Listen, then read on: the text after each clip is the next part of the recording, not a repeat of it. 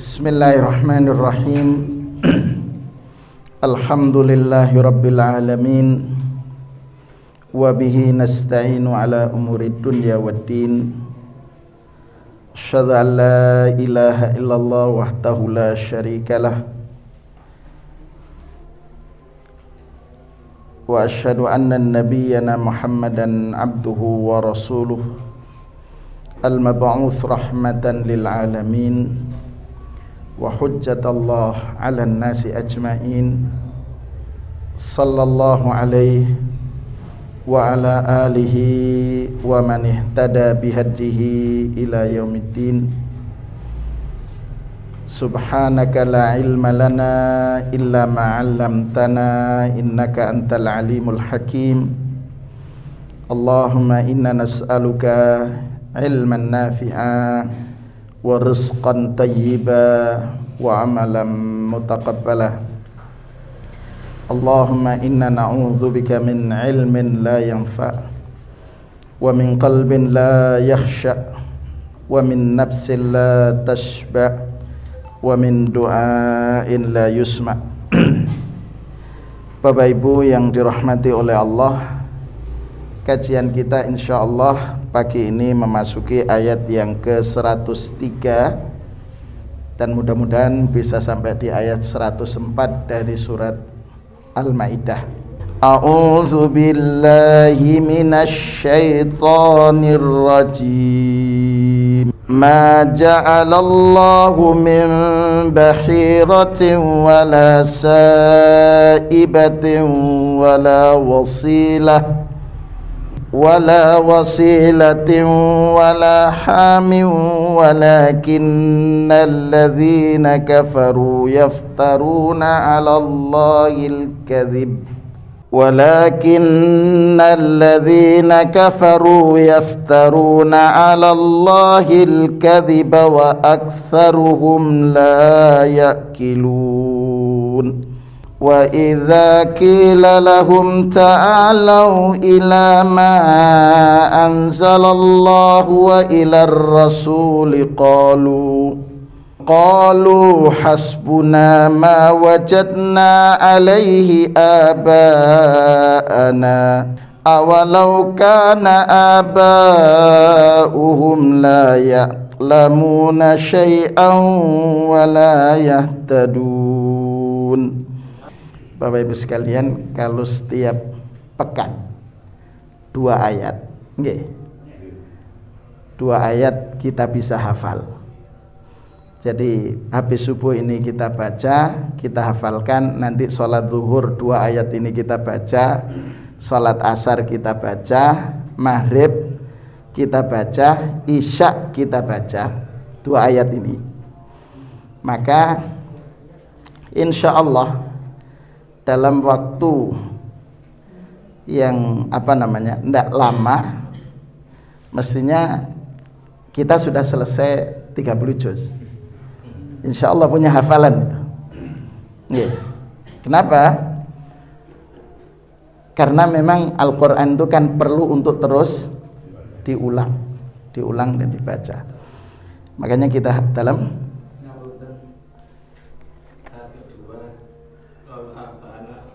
awalau kana aba'uhum la ya'lamuna syai'an. Nggih, matur sembah nuwun, Pak. Nggih. Nggih. Saya ingat yang ada dalam surat Al-Baqarah. Ya punten. Nggih, matur sembah nuwun, Pak. Kita baca, Bapak Ibu sekalian. Subhanallah, sebenarnya ini bab dari syukur. Kajian kita ini kan dimulai tahun 2010. Nggih.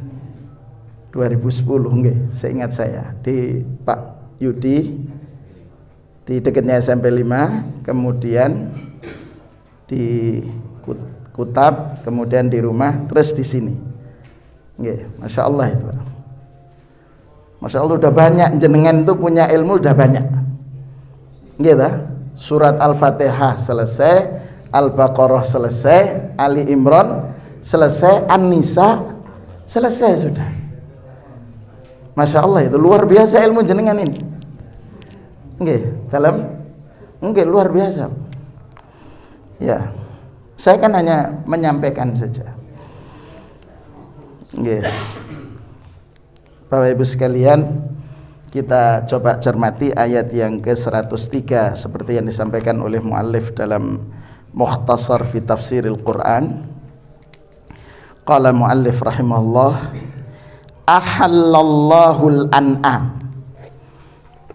Allah menghalalkan binatang.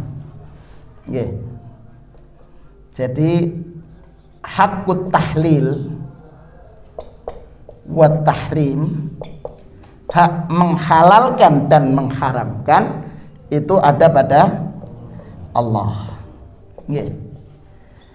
Allah menghalalkan di sini al-an'am, seluruh jenis binatang, kecuali yang diharamkan. Binatang yang diharamkan, innama harrama alaikumul maitata waddama walahmal khinzir. Jadi yang diharamkan itu sedikit sebenarnya. Apa itu al-khinzir? Khinzir itu, tapi di sini kan disebut lahmal khinzir. Tidak bisa difahami hanya dagingnya saja yang haram. Jadi seluruh produk turunan dari khinzir itu haram, ketentuan asal. Kemudian di sini falam yuharrim minha, tidak ada yang diharamkan oleh Allah Subhanahu wa taala kecuali yang disebutkan pengharamannya. Tetapi haramahul musyrikuna ala anfusihim li anfusihim li asnamihim. Tetapi orang-orang musyrikin mengharamkan untuk dirinya sendiri. Jadi kenapa mereka dikatakan oleh Allah musyrikin? Dikatakan oleh Allah musyrikin karena mereka melampaui haknya Allah. Haknya Allah menghalalkan dan mengharamkan, tapi kemudian diambil alih orang-orang musyrikin. Apa yang diharamkan? Mim bahirah. Bapak Ibu sekalian, kalau yang saya tulis di sini, bahirah itu an-naqatu, naqah itu unta, unta betina. Oh, jamal itu unta laki, unta jantan. Nggih. An-naqah itu unta betina. Kalau tafsir As-Sa'di dikatakan hadza dzammun lil musyrikin. Jadi Allah mencela orang-orang musyrik. Kenapa? Alladzina syara'u fid din ma lam ya'dzan bihillah. Monggo Pak di depan.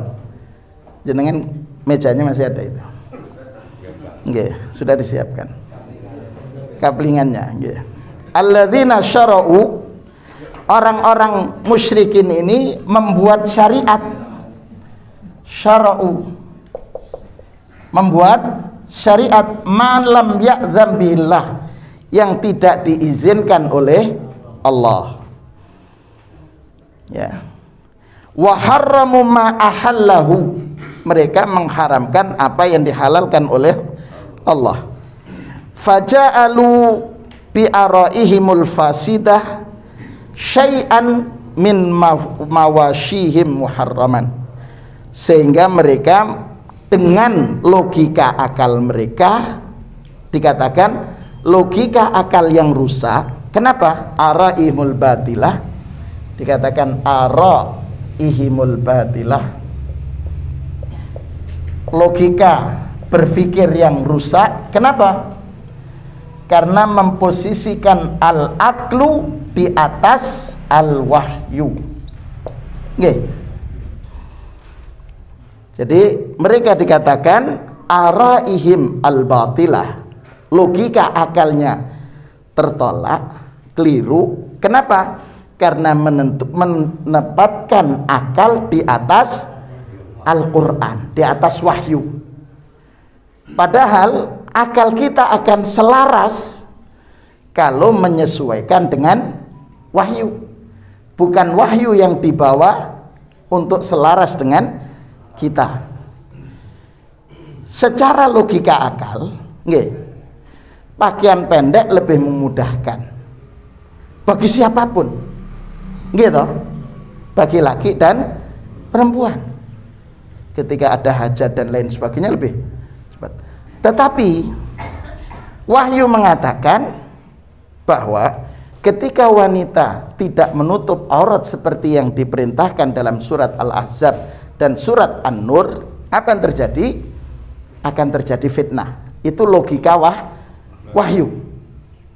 Tapi ketika kemudian mengedepankan logika akal, maka yang terjadi ya kerusakan, dampak negatif. Nggih.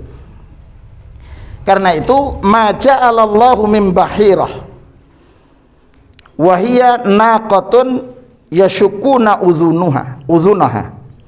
Jadi naqah ini onta betina yang dipotong telinganya, tuqta udhunuha, telinganya dipotong atau dibelah.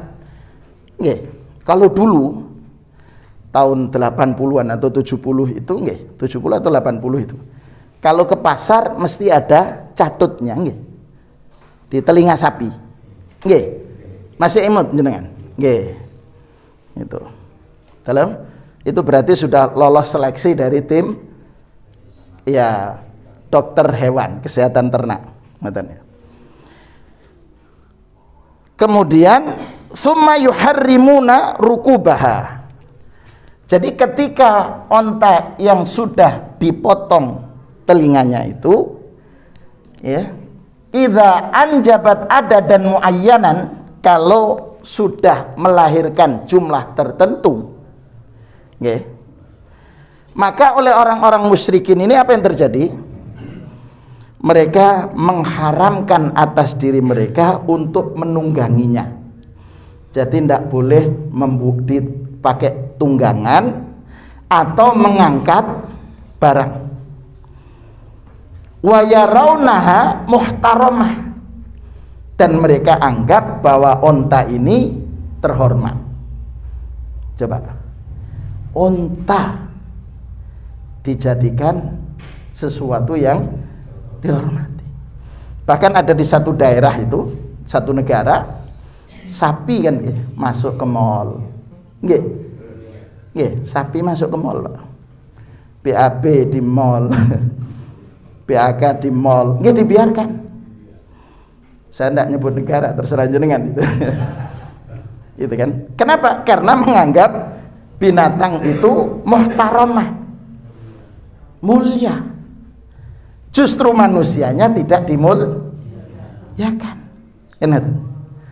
Musyrikin itu ngaten. Jadi onta betina sudah dilukai telinganya kalau sudah beranak dengan jumlah tertentu. Setelah itu diharamkan untuk ditunggangi, diharamkan untuk dijadikan pengangkat barang, termasuk harus dimuliakan. Nggih. Ada kiai yang dari binatang itu kan ada juga di Indonesia. Jadi ya. Jadi ingat ya, siapa yang membuat ketentuan ini? Musyrikin. Kenapa mereka seperti itu? Karena menempatkan posisi menghalalkan dan mengharamkan. Yang kedua, jadi Allah menyanggah tuduhan ini dari Bahirah wala saibah. Apa saibah itu? An-naqatu allati idza balagat sinnan muayyanatan tutraku li asnamihim. Yaitu onta betina kalau sudah mencapai usia tertentu dibiarkan, dipersembahkan untuk sesembahan mereka. Nggih, asnam. Asnam itu jamak dari kata sonamun. Sonam, patung, sesembahan. Kalau dalam tafsir As-Sa'di rahimahullah, as-saibah hiya naqatun. Jadi kalau tafsir As-Sa'di, Syekh Abdurrahman As-Sa'di rahimahullah dalam tafsir Karimul Mannan fi tafsiri Kalamil Mannan, Karimur Rahman ya, itu mengatakan tidak hanya nakoh, tidak hanya onta betina, tetapi juga baqarah, sapi betina, ausyatun, syatun, kambing betina. Makanya dikatakan daging yang dibakar itu namanya sate. Sate itu dari kambing kan gitu. Bahasa Arabnya syatun. Syatun itu kambing betina. Jadi masya Allah itu. Jadi gitu ya, beli sate, beli syatun. Idza balagat syai'an, ya, kalau sudah sampai pada usia tertentu dipersembahkan untuk patung mereka. Tapi penjelasan dari Syekh Nasir As-Sa'di lebih jelas lagi. Fala tarkubu, fala turkabu, tidak boleh dinaiki. Wala yuhmalu alaiha, tidak boleh dikasih beban untuk membawa barang. Wala tukal, tidak boleh dikonsumsi. Jadi tidak boleh disembelih dan tidak boleh dikonsumsi. Dibiarkan, dipersembahkan untuk berhala mereka. Ini bahaya. Kemudian wala hamin, wala wasilah, wasilah. Nah, wasilah ini saya ambil dari tafsir yang lain. Sebentar. Wa ammal wasilatu, ya, adapun wasilah, faminal ghanam, itu berasal dari khusus untuk kambing. Kanatis syah idza waladat sab'ata abtunin. Jadi kalau wasilah ini dalam tafsir yang disampaikan Imam Al-Baghawi, jadi ada dua pendapat dari ahli tafsir. Yang pertama Imam Al-Baghawi, saya ambilkan dari tafsir Al-Baghawi. Apa kata beliau? Beliau mengatakan bahwa yang dimaksudkan wasilah itu adalah kambing yang usianya yang beranak jadi sudah beranak. Kalau Imam Al-Baghawi beranak ghanam itu 7 ekor.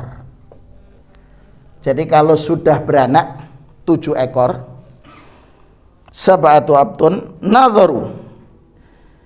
Jadi kalau sudah beranak yang ketujuh, mereka lihat. Fa in kana sabi dzakaran, kalau yang beranak itu anak yang lahir di ketujuh itu adalah betina, jantan, mohon maaf. Zabahu, mereka sembelih. Fa'akala minhu ar-rijal wan nisa. Jadi boleh dikonsumsi laki dan perempuan. Jadi kita laki dan perempuan boleh menikmati kalau yang lahir itu jantan yang ketujuh.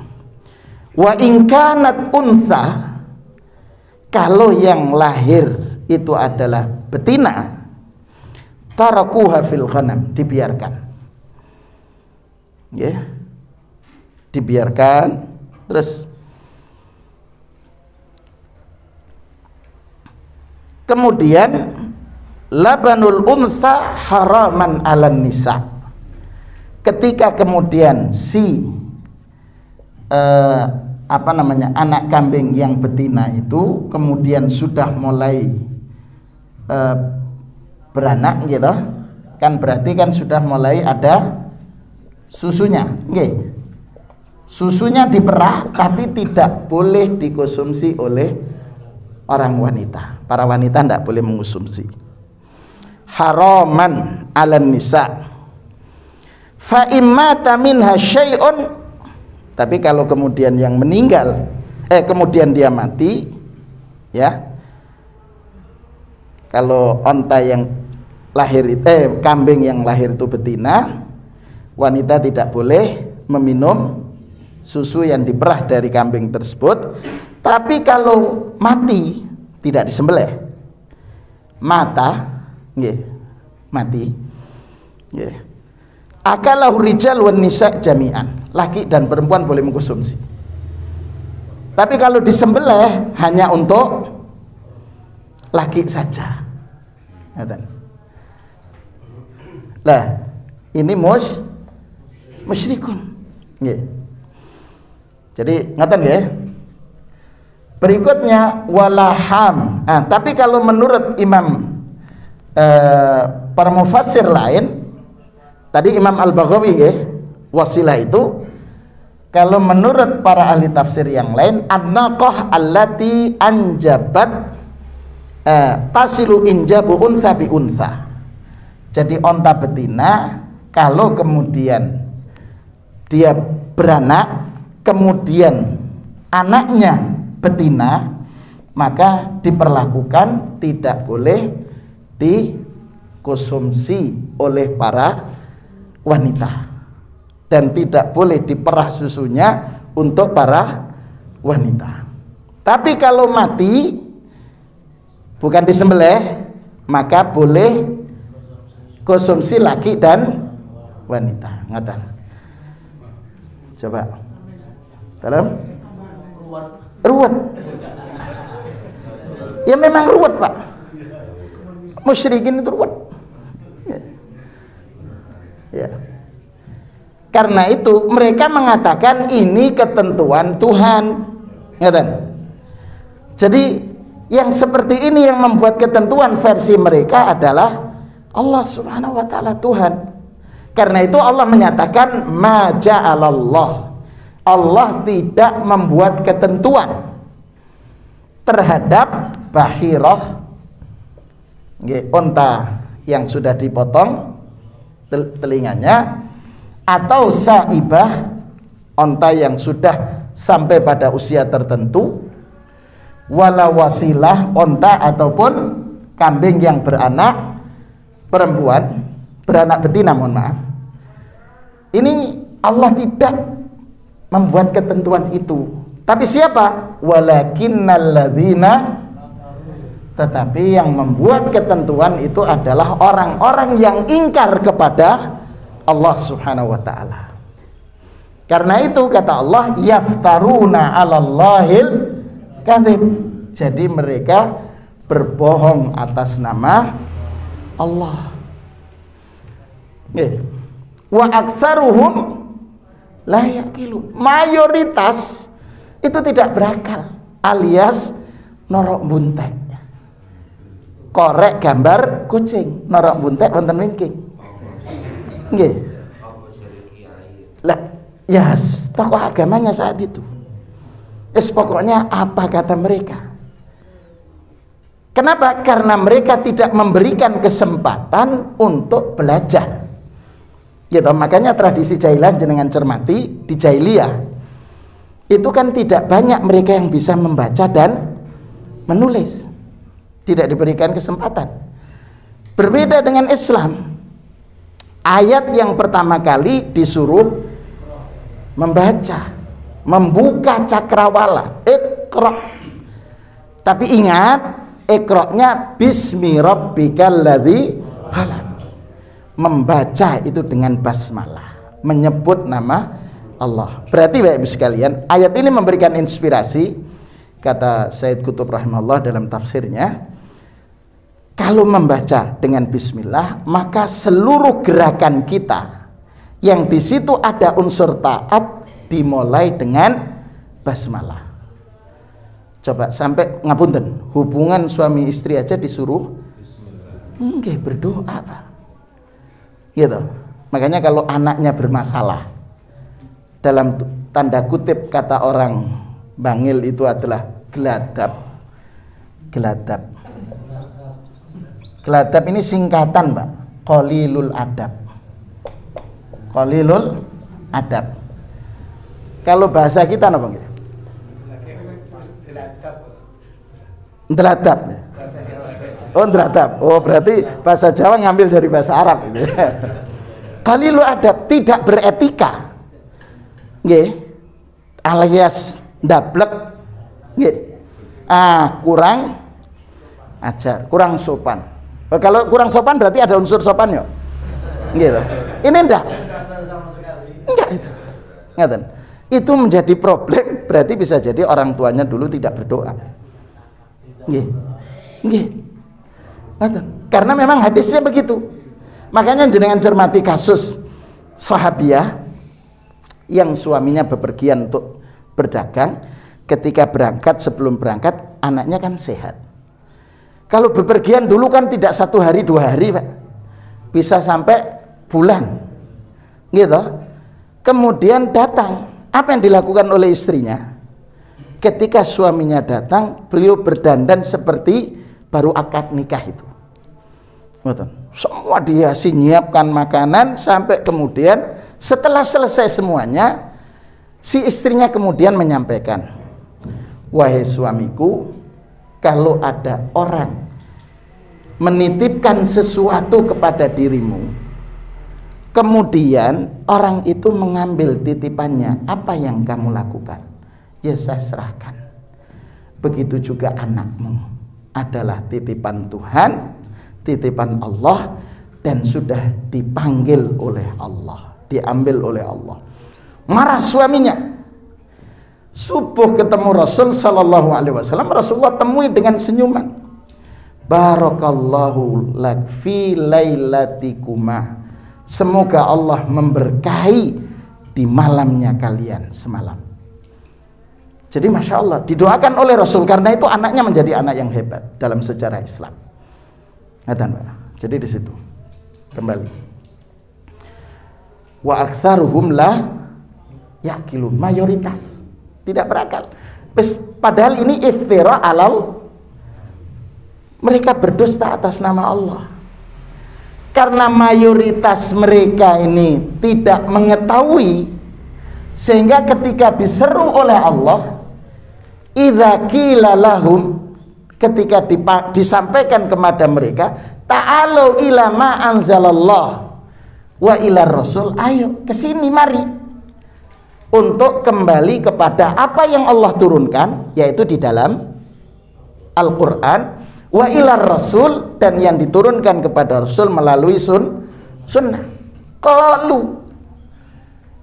Qalu, mereka berkata, bukan qalu bahasa Jawa ini, qalu hasbuna, cukup bagi kami, ma wajadna alaihi aba'ana, apa yang kami dapati dari nenek moyang kami, leluhur kami seperti ini, untuk nahiro, bakhiro, saibah, wasilah, dan ham. Makanya kemudian bahasanya noro buntai, nopo jari gitu. Ini memberikan, ayat ini memberikan informasi kepada kita bahwa meskipun kita menjadi rujukan umat, tapi umat harus dikasih pencerahan. Kenapa melakukan ini? Karena dasarnya ini. Sudah. Kalau umatnya semakin cerdas, gitu, semakin paham tentang agama Allah, maka tokoh agamanya akan semakin Allah berikan pengetahuan, di mana ketika sesuatu itu tidak diketahui oleh mayoritas umum, bisa diketahui oleh tokoh agamanya. Bukan malah tidak diberikan pengetahuan, tidak diberikan dasar-dasar dari Quran dan hadisnya atau penjelasan para ulama, kemudian alasan pokoknya terserah saya. Oh jangan, khawatir nanti akan terjadi seperti ini. Hasbuna ma wajadna alaihi abana, cukup yang kami dapatkan dari nenek moyang kami. Karena itu saya bacakan tafsirnya di sini terkait dengan ayat ini. Wa idza qila li haula'il muftarina 'alallahil kadzib, ketika disampaikan kepada mereka orang-orang yang membuat kebohongan atas nama Allah, bitahrimi ba'dil an'am, dengan mengharamkan sebagian binatang yang itu dihalalkan oleh Allah, ta'alu ila ma anzalallahu minal Qur'an, mari kembali kepada apa yang Allah turunkan di dalam Al-Qur'an, wa ila sunnati Rasul sallallahu alaihi wasallam, dan juga kembali kepada sunnah Rasul berkenaan dengan apa? Lita'rifu al-halala minal haram, supaya kalian mengetahui mana yang halal dan mana yang haram berdasarkan Quran dan sunnah. Qalu, mereka mengatakan, yakfina ma akhadnahu wa warathnahu ala an aslafina minal i'tiqadati wal aqwali wal af'al. Cukup bagi kami dengan apa yang kami dapatkan dari nenek moyang kami dan yang kami warisi dari nenek moyang kami berupa keyakinan ataupun tutur kata ataupun perbuatan. Kaifa yakfihim dzalik wa qad kana aslafuhum la ya'lamuna syai'an. Bagaimana mereka mencukupkan kepada apa yang mereka dapatkan dari nenek moyang, padahal mereka, nenek moyang mereka, la ya'lamuna syai'an. Ya, kata awalau kana abauhum la ya'lamuna. Bagaimana kalau seandainya awalau kana di sini itu adalah istifham ingkari, Pak. Al-istifham al-ingkari. Apa itu? Pertanyaan yang tidak memerlukan jawaban. Bagaimana mereka mencukupkan dengan apa yang mereka dapatkan dari nenek moyang, padahal abauhum, hum ini kembali kepada apa sini, nenek moyang mereka, la ya'lamuna syai'an, tidak ngerti sedikit pun, wala yahtadun, dan tidak mendapatkan bimbingan dari Al-Quran dan Al-Hadis atau dari Sunnah. Jadi di sini dikatakan wala yahtaduna ilal haq, ya, fala yattabi'uhum illa man huwa ajhalu minhum wa adallu sabila fahum jahlatun dhallun. Jadi tidak ada yang mengikuti mereka kecuali orang yang ajhal. Kalau yang nenek moyangnya dikatakan la ya'lamun, la ya'lamuna syai'an, tidak ngerti blas bahasa Jawanya. Syai'an, sedikit aja enggak, berarti tidak ngerti sama sekali, Pak. Kalau nenek moyangnya tidak ngerti sama sekali, berarti siapa pengikut mereka? Apakah orang pinter? Boten, ajhalun nas. Ya orang yang bodoh. Wa adallun nas, mereka yang tersesat. Mereka ini perlu kepada at-taudhih wal bayan, perlu kepada penjelasan dan pencerahan, tapi mencerahkannya berdasarkan kepada ma anzalallah wa ilar rasul. Apa pelajaran berharga dari dua ayat ini? Pelajaran berharga dari dua ayat ini, yang pertama, hak menghalalkan dan mengharamkan ada di tangan Allah. Itu yang pertama. Yang kedua, ketika kemudian ada yang menghalalkan yang diharamkan oleh Allah, atau mengharamkan yang dihalalkan oleh Allah, pasti itu berasal dari orang-orang yang melakukan al-iftira' 'ala Allah, mendustakan atau membuat kebohongan atas nama Allah. Itu yang kedua. Yang ketiga, pasti yang melakukan adalah orang-orang yang tidak beriman kepada Allah dan Rasul. Nggih. Tidak mungkin orang mukmin, orang yang beriman kepada Allah dan Rasulnya dengan keimanan yang benar, kemudian membuat kebohongan atas nama Allah atau atas nama agama. Kenapa? Karena mizan standar kebenaran itu adalah Al-Quran dan Sunnah. Itu yang ketiga. Selanjutnya, pelajaran berharga dari sini, ketika kemudian mereka menghalalkan yang diharamkan oleh Allah atau menghalalkan sebaliknya mengharamkan yang dihalalkan oleh Allah, berarti mereka akan melakukan penguatan kepada para atba'nya, para pengikutnya. Dengan apa? Bagaimana berupaya semaksimal mungkin agar masyarakat pengikutnya itu percaya meskipun itu tidak ada dasar. Kemudian dibuatlah kisah-kisah yang menguatkan pendapat yang bersangkutan. Itu yang terjadi. Kemudian yang terakhir, Bapak Ibu sekalian, sabilun najah, jalan keselamatan itu apa? Kembali kepada Allah dan Rasulnya. Ta'alau ila ma anzalallah wa ilar rasul. Karena itu Allah pesan dalam surat Ali Imran itu, wa'tasimu bihablillahi jami'an wala tafarraqu. Jangan sampai bercerai-berai. Berbeda dalam masalah furu'iyah, ijtihadiyah, jangan sampai menyebabkan kita bercerai-berai. Berbeda dalam hal furu', dalam hal perkara-perkara ijtihadiyah, itu harus saling menghormati, Pak.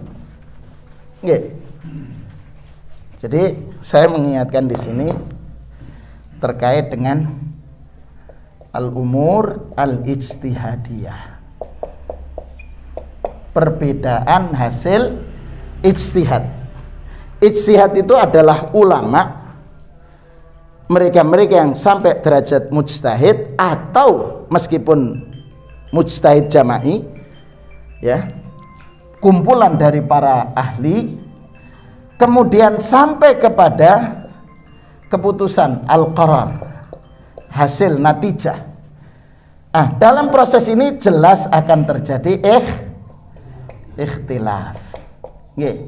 Ketika ikhtilaf yang disebabkan karena berbeda dalam memahami fahmun nusus, pemahaman nas syar'i, yaitu yang dari Al-Quran dan Sunnah, maka di sini harus saling menghormati.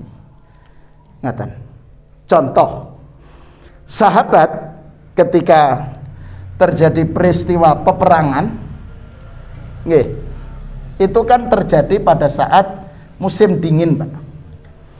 Terjadi pada saat musim dingin.